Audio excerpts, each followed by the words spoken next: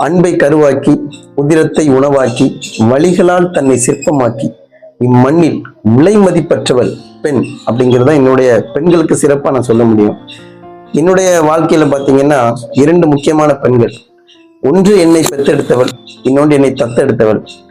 பெற்றெடுத்தவள் என்னுடைய தாய் எனக்கு நடைமுறை வாழ்க்கை கல்வி அழகாக காட்டியவர்.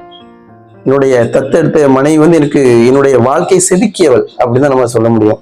வள்ளுவர் என்ன சொல்றாருன்னா, தற்காத்து தற்கொண்டால் பேணி தகை சார்ந்த சொற்காத்து சோர்விலார் பெண், உடலாலும் உள்ளத்தாலும் தன்னை காத்து தன் கணவனின் பிள்ளைகளின் நலனில் கவனம் வைத்து குடும்பத்திற்கு நலம் தரும் புகழை காத்து அறத்தை கடைபிடிப்பதில் சோர்வடையாமல் இருப்பவளை பெண் மனைவி அப்படின்னு சொல்லலாம்.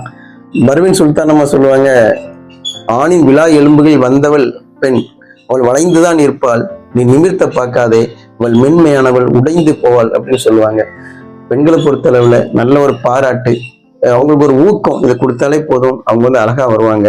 என்னை பொறுத்தவரை தாயும் மனைவியும் 2 கண்கள் போன்றவர்கள். தாய் உலகத்தை காட்டியவள், தாரம் உலகமாய் இருப்பவள். தாயை நேசி, மனைவியை சுவாசி.